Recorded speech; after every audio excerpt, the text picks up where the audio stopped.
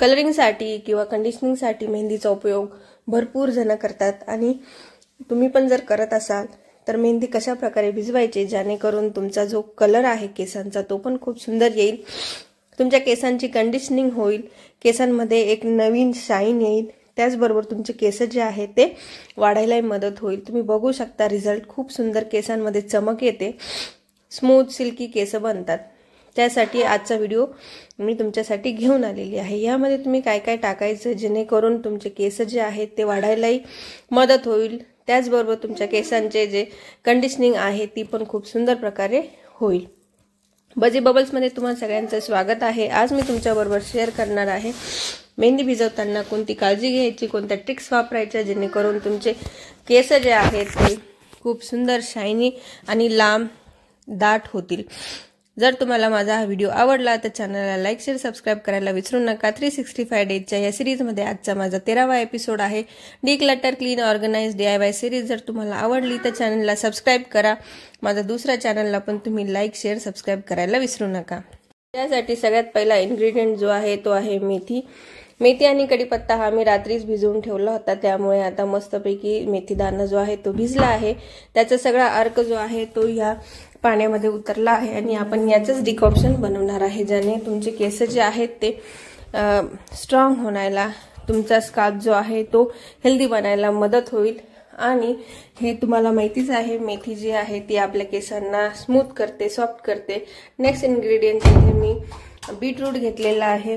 Beetroot जे आहे ते नॅचरल कलरिंगचं काम करतं आणि खूपच सुंदर असा नॅचरल कलर जो आहे तो आपल्या केसांना येतो। या दोन डिकॉक्शन आपण बनवून घेणार आणि ते आपण आपल्या मेहंदीमध्ये मिक्स केल्यानंतर त्याचा इफेक्ट जो आहे तो एकदम जबरदस्त येईल। इथे मी नुपूर मेहंदी घेतलेली आहे। तुम्ही तुमच्या केसांच्या लेंथ प्रमाणे, डेन्सिटी प्रमाणे मेहंदी घ्यायची आहे, पण मी सजेस्ट करेल की तुम्ही जनरस अमाउंट म्हणजे खूप व्यवस्थित अशी मेहंदी घ्या, जेणेकरून तुमचे हे केसांचा पूर्ण कलरिंग जे आहे किंवा ते जो पॅक तुम्ही लावणार आहे तो कव्हर झाला पाहिजे। चला तर आपण पहिलं डिकॉक्शन बनवू। इथे बघा मेथी आणि कढीपत्ता हे दोघंही पोटंट इन्ग्रेडियंट मी घेतले आहे। त्यात अर्धा अर्धा असे 1 ग्लास पाणी मी इथे टाकलं आहे आणि त्याचा आपण एकदम उकळून डिकॉक्शन बनवणार आहे। आटलं पाहिजे पाणी, अर्धा ग्लास पाणी जे आहे ते आटलं पाहिजे, जेणेकरून पाण्याचा कलर बघा तुम्ही असा ग्रीन येलोइश झाला। 5-10 मिनिटं उकळल्यानंतर मस्तपैकी काढ्यासारखा उकळून घ्यायचा, त्याचा वास यायला लागतो, लगेच तुम्हाला समजेल की हा काढा बनलेला आहे। आणि मग नंतर तुम्ही ते पाणी जे आहे ते वापरायला घ्यायचं आहे थंड करून। हे बघा इथे मस्तपैकी उकळलेलं आहे। तुम्ही बघाल मेथी आणि कढीपत्ता हे दोघेही खूप जास्त इम्पॉर्टंट फॅक्टर आहेत जे आपल्या केसांना, कढीपत्ता जो आहे तो नॅचरली काळा ठेवण्यामध्ये मदत करतो आणि मेथी जी आहे ती कंडिशनिंग करते, केसांच्या हेअर ग्रोथला प्रमोट करते। तर तुम्ही हे दोघंही इन्ग्रेडियंट मस्तपैकी उकळून घ्या आणि त्याचे पाणी बनवून घ्या। हे पाणी तुम्ही ॲज अ टोनर म्हणून यूज करू शकता, तुम्ही हेअर मास्क बनवू शकता याच्यापासून। हे जे आहे ते तुम्ही लिओन कंडिशनर म्हणून पण यूज करू शकता। त्याचा जो यूज आहे तो मी तुम्हाला नेक्स्ट व्हिडिओमध्ये दाखवेलच। सध्या जो आहे तो आपण मेहंदीसाठी बघूया। बघा असं मी मस्तपैकी गाळून घेतलेलं आहे आणि हे जे पाणी आहे ते आपल्याला वापरायचं आहे। नेक्स्ट डिकॉक्शन आपण बनवणार आहोत बीटरूटचं, जे मी किसून घेतलेला बीटरूट आहे त्याचं पण असंच डिकॉक्शन बनवून घ्यायचं। मस्तपैकी कडकडीत उकळून घ्या त्याला, त्याचं एकदम पाणी जे आहे त्याचा कलर चेंज झालेला असतो आणि त्याचे सगळे जे इन्ग्रेडियंट आहे, सगळा जो अर्क आहे तो आपल्या पाण्यामध्ये उतरून जातो आणि आपल्याला ते पाणी जे आहे ते मेहंदी भिजवायला वापरायचं आहे। अशा प्रकारे हे 2 डिकॉक्शन्स जे आहेत ते मी बनवून घेतले आहे। दोघेही थोडेसे थंड होऊ द्यायचे आणि मग नंतर आपण यामध्ये मेहंदी भिजवायला घ्यायची आहे। मी माझ्या DIY ऑर्गनाइज डिक्लटर सिरीजमध्ये तुमच्याबरोबर शेअर करत आहे डिक्लटर युअर माइंड या बुकची समरी। आणि आतापर्यंत आपण बऱ्याचशा गोष्टी यामध्ये बघितलेल्या आहेत।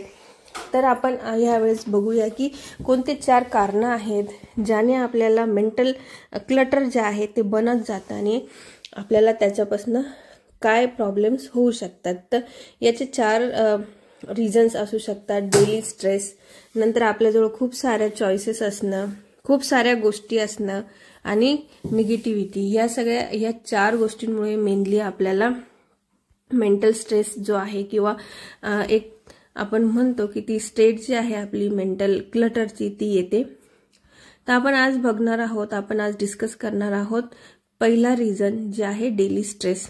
डेली स्ट्रेस म्हणजे खूप साऱ्या गोष्टींचा ओव्हरलोड, खूप जास्त इन्फॉर्मेशन ज्यावेळेस ओव्हरलोड होते त्यावेळेस आपल्याला खूप जास्त स्ट्रेस होतो. हे पण काम करायचं, ते पण काम करायचं, आपण खूप साऱ्या गोष्टी मनात विचार करून ठेवलेल्या आहेत. त्याचबरोबर काही गोष्टींचा अननेसेसरी स्ट्रेस आपल्याला येत असतो.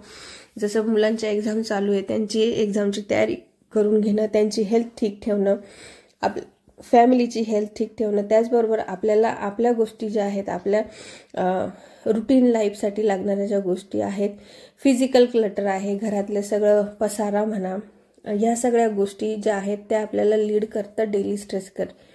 हे काम बाकी आहे, ते काम बाकी, खूप सारे कामं आपण एकाच वेळेस चालू करून ठेवलेले आहेत आणि मग आपल्याला ते कंप्लीट करायला प्रॉब्लेम येतो. मग यामुळे काय होतं, डिप्रेशन. तेच काम आपण रेग्युलरली करत राहतो, सर्कलमध्ये फिरत राहता, घर आवरायचं, हे आवरायचं, ते आवरायचं आणि हे कामं जे आहेत त्यामुळे आपल्याला खूप जास्त डिप्रेशन येऊ शकतं, पॅनिक अटॅक्स येतात, स्लीप प्रॉब्लेम होतो, muscle pain, headache, chest pain, ह्या गोष्टी ज्या आहेत त्या आपल्या वाढत जातात. तर बेटर वे तुम्ही आपला डेली स्ट्रेस जो आहे तो मॅनेज करणं, मेंटेन करणं खूप जास्त गरजेचं आहे.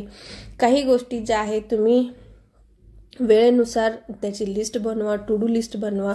जे कामं इम्पॉर्टंट आहे त्याला प्रायोरिटी देऊन करा. जे कमी इम्पॉर्टंट आहे किंवा जे दुसरे कोणीही करू शकतात तुम्ही सोडून, तुम्ही ते कामं जे आहे तुमच्या फॅमिली मेंबर्सला तुम्ही हे कामं जे आहेत ते सोपवू शकता आणि तुमचा कामाचा ताण जो आहे तो तुम्ही कमी करू शकतात.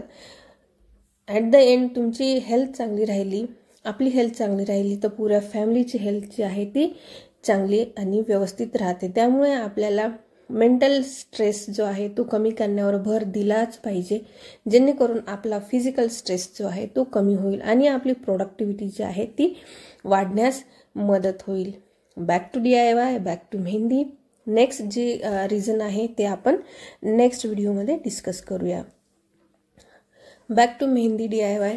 बघा, इथे मी दोघंही डिकॉप्शन मिक्स करून मस्तपैकी मेहंदी भिजवून घेतलेली आहे. आता ही मेहंदी मी रात्रभर भिजवत ठेवणार आणि मग दुसऱ्या दिवशी लावायला घेणार आहे.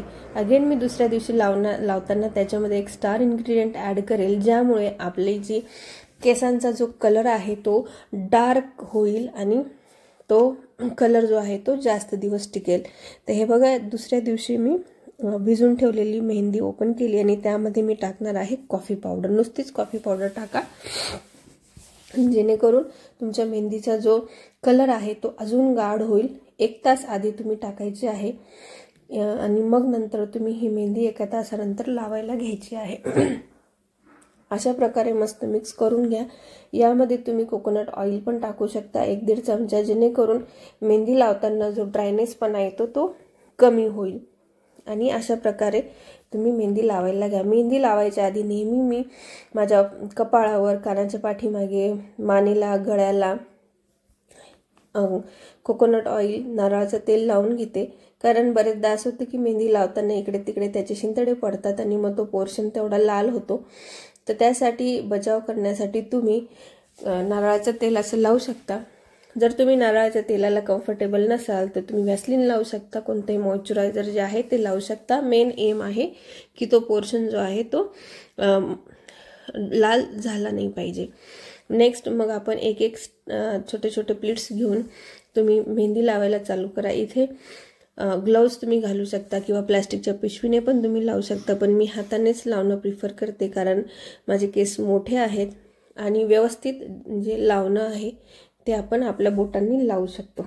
अशा प्रकारे पहिले मी मागचा जुडा बांधून घेतला आणि मग नंतर हळूहळू करत मी पुढून केसांना व्यवस्थित मेहंदी लावायला घेईल. जनरली माझे केस जे आहेत ते पुढच्या साईडला म्हणजे माथ्यावर आणि कानाच्या साईडला जे आहेत ते मला व्हाईट जरा आता जास्त दिसायला लागले, तर म्हणून मी त्याच एरियावर जास्त फोकस करते. पुढच्या एरियाला मी जरा जास्त केसांना जास्त मेहंदी लावते रादर दॅन मागच्या केसांना. पण मेहंदी लावताना एकदम व्यवस्थित अशी सगळ्या बाजूने केस केसांच्या मुळापासून तर तुम्ही टोकापर्यंत लावा छानपैकी. आणि तुम्ही फक्त कंडिशनिंगसाठी वापरत असाल तर मी तर प्रिफर करेल तुम्ही थोडी पातळ अशी मेहंदी पूर्ण केसांपर्यंत लावा, जेणेकरून एक एक केस जो आहे तो छानपैकी कलर होतो किंवा छानपैकी त्याला कंडिशनिंग मिळते. म्हणून थोडी जास्त मेहंदी तुम्ही भिजवा आणि ती लावायचा प्रयत्न करा, जेणेकरून महिन्यातनं एका वेळेस तरी तुम्ही हे मेहंदीचं ॲप्लिकेशन करा. याने तुमचा स्काल्प जो आहे तो पण खूप हेल्दी बनतो. तुमचे केस जे आहेत ते एकदम कंडिशनिंग नरिश होऊन जातात आणि केसांमध्ये नवीन तजेला येतो, नवीन जान येते. केस जे आहेत ते एकदम स्मूथ आणि ग्लोई एकदम से शाईन करतात आणि खूप छानपैकी त्यांचा रिझल्ट येतो. बरेच जणी असं म्हणतात की ज्या पण वेळेस आम्ही मेहंदी लावतो तर एक तर केस ड्राय होतात आणि खूप रफ वाटतात.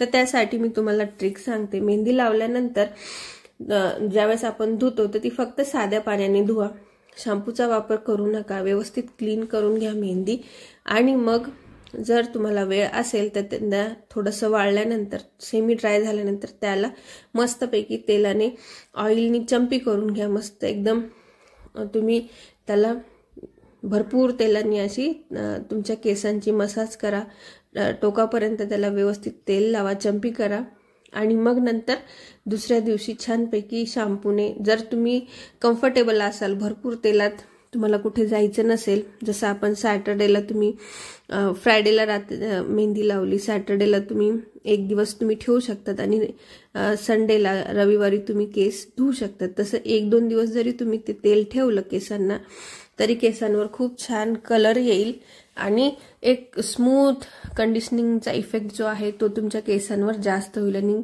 केस जे आहेत ते एकदम ड्राय बिलकुल होणार नाहीत आणि केस पण खूप वाढतील, कारण ऑइलिंग पण इथे झालेलं आहे. हे बघा, अशा प्रकारे मी मेहंदी मस्तपैकी सगळ्या बाजूनी लावून घेतली आणि हा जो पोर्शन आहे दोघी साईडचा, इथे मला जास्त माझे केस व्हाईट वाटतात तर तिथे छोटे छोटे स्टँड्स घेऊन मी व्यवस्थित मेहंदी लावून घेते.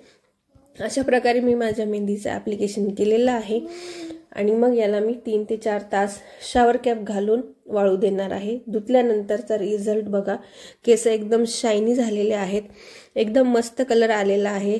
तरीही मी अजून म्हणजे हे जे आहेत सेमी ड्राय केस आहेत त्यांना उन्हात न वाळवता मी घरातच ड्राय केलेले आहेत. खूपच सुंदर असा रिझल्ट येतो. मला नेहमीच मेहंदीचा रिझल्ट छान वाटतो आणि केस बघा एकदम स्मूथ सिल्की झालेले आहेत. तरीही मी ऑइलिंग केलेलं नाही. ऑइलिंग करून ज्यावेळेस तुम्ही केस धुता त्यावेळेचा इफेक्ट खूपच भारी असतो आणि तुम्हाला स्वतःला फील होईल.